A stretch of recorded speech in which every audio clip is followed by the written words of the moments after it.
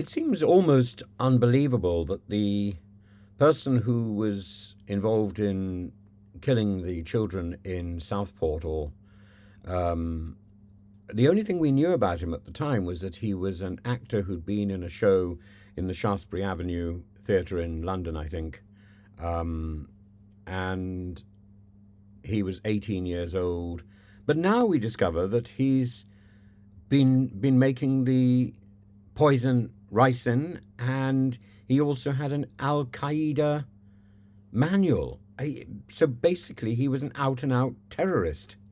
This is not to reduce the importance of the horror of him killing Baby King, Elsie Dot Stankham, and Alice uh, Aguiar in the at the Taylor Swift themed holiday dance club thing.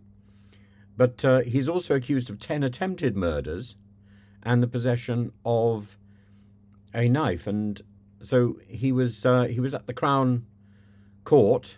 Um, Axel Rudakubana,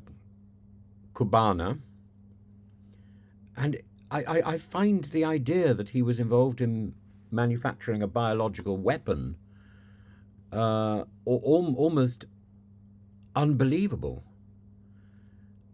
Apparently, the emergency services um, had some sort of understanding that he was around, but that he was low or very low on their list of concerns.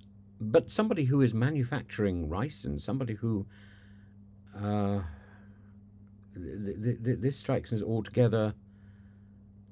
um, altogether a different aspect of terror. And in a previous hearing, we were told that he had autism. None of this quite explains the murder,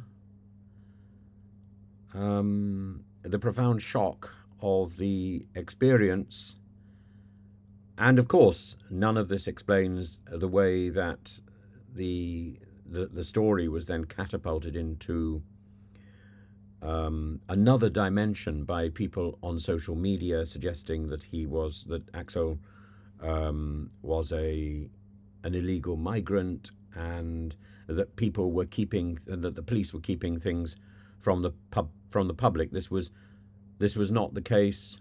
That speculation was deeply wrong. Um, and and I think there should be clearer answers given about that. The Axel Rudakubana's actions were abhorrent. But even Robert Jenrick was saying he was seriously concerned about facts that have been withheld from the public. The government and authorities told us for months they were not treating this as a terrorist incident. He says, this atrocity was of immense public concern. The public had a right to know the truth straight away, and any suggestion of cover-up will permanently damage public trust in whether we're being told the truth about the crime. But the reality is, it is a terrorist incident. There are elements of terror about this. And as more information emerges, it becomes all the more important to ask why senior members of the political squad were allowed to speculate and to ask questions, inflaming their base and igniting a riot in all but lighting the torch paper. I think it's important that the families receive proper justice. I think it's also important that